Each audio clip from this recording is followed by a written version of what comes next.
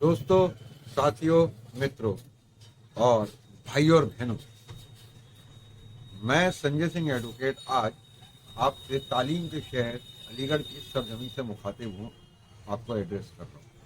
आज मेरे एक युवा साथी ने मुझसे एक बहुत खूबसूरत सवाल पूछा। अब्दुल हाशिम साहब ने कहा कि आखिर में क्या दिक्कत है हमारे साथ कि हमारे मुल्क को इतनी बेचैनी है, इतनी तकलीफ है।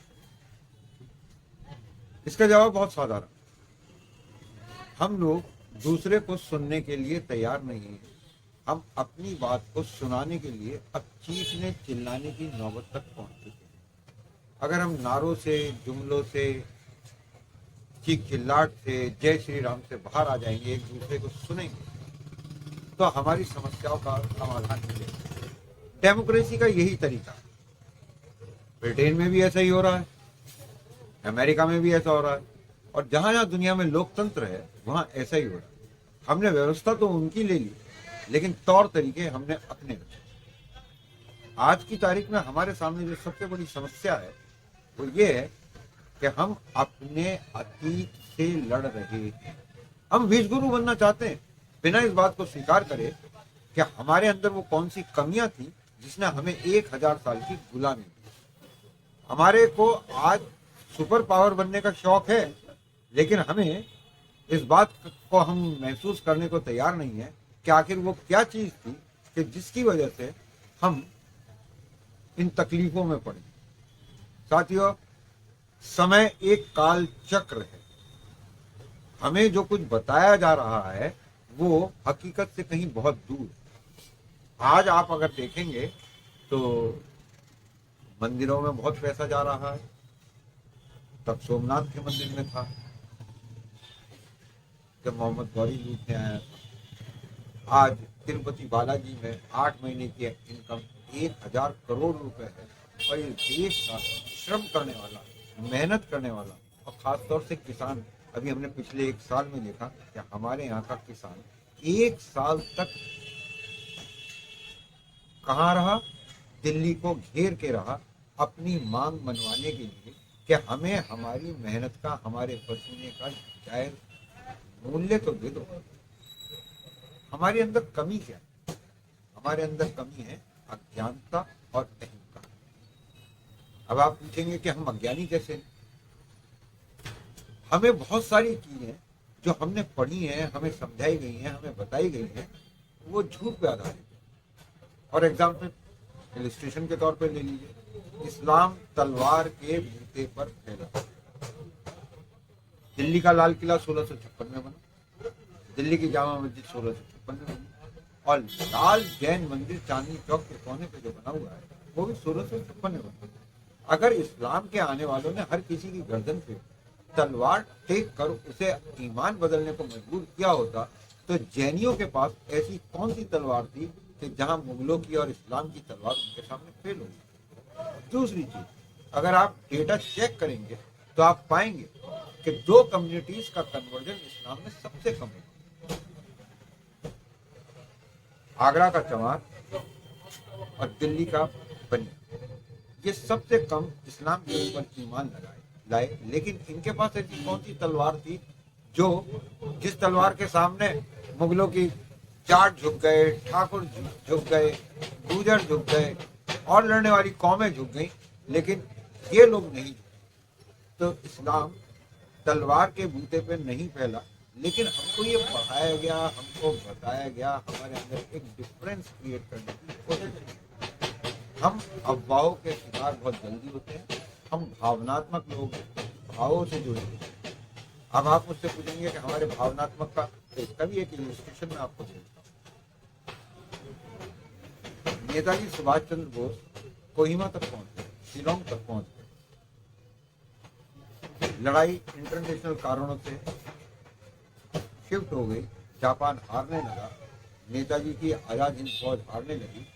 तो जो बागी सिपाही थे, जिन्हें बागी कहा गया था, जो आजाद हिंद फौज में हिंदुस्तानी सिपाही जो ब्रिटिश फौज में भर्ती हुए थे, जब उनके शव मिले तो दिल्ली मेरे स्कूल्स ने एक टेलीग्राम करके पूछा था कि इनके शवों का क्या करना। तो यहाँ से जवाब गया कि इनको यूनियन जैक में लिपटवाओ, इनके गांव पहुंचवाओ, इनको जमीनों के पट्टे दो, इनको तमगे दो और इनको बंदूकों की सलामी दो। वापस फिर वो टेलीग्राम गया कि हम अपने सिपाहियों के बारे में नहीं पूछ रहे, हम बागी सिपाहियों के बारे में पूछ रहे हैं जो ब्रिटिश फौज में शामिल हुए थे और आजाद हिंद फौज में चले गए। जवाब फिर वही गया कि हम भी उन्हीं की बात कर रहे हैं। अगर इन बागियों के मरने की बागी के तौर पे इनके गांव में खबर जाएगी तो हिंदुस्तान के गांव गांव में बगावत हो जाएगी। उस बगावत को कौन रोकेगा? हिंदुस्तानी भावनात्मक लोग। हम भावों वाले लोग हैं, हम धोखा खाते रहते हैं, भावनाओं में उत्तेजित हो जाते हैं, बह जाते हैं।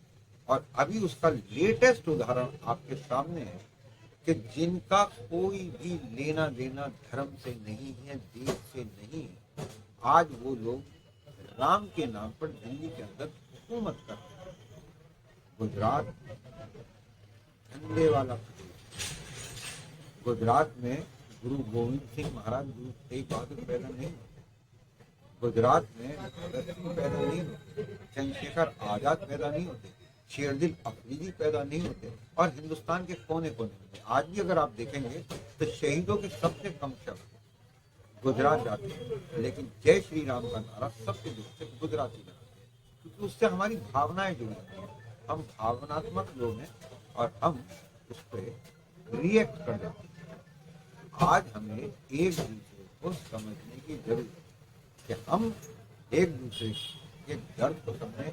हमारे अंदर आज एक भावना जो कि हीन भावना का रूप है। अगर आप साइको एनालिस्ट से जाके किसी से भी पूछेंगे तो वो इसे हीन भावना नहीं बताएगा कि हम अपनी खूबियां नहीं जानते लेकिन दूसरे की कमियां जानते हैं। हिंदू इस्लाम में, मुसलमान में कमियां निकालता है, मुसलमान हिंदू में कमियां निकालता है, लेकिन हम अपनी अच्छाइयों को नहीं जानते। आने वाले एपिसोड्स में मैं आपको इन दोनों की अच्छाइयों के बारे में बताऊंगा और इनका समावेश हम किस तरीके से कर चलें कि हम अपने बच्चों को एक सुखी राष्ट्र और एक सुखी जीवन, सुरक्षित राष्ट्र दे सकें, जहाँ बेरोजगारों की फौज ना हो, जहाँ अंधे लूले लंगड़े लोगों की फौज ना हो, निरक्षर लोगों की फौज ना हो, और हम 80 करोड़ लोगों को अनाज बांटने पे गर्व महसूस न करके हम उन्हें आत्मनिर्भर बना सके। तो आप आज हमारे से जुड़े और हम आपको समय समय पर भारत को उसकी जिस नई दृष्टि से देखना चाहिए, जो कि उसकी बिल्कुल प्राचीन दृष्टि भी है।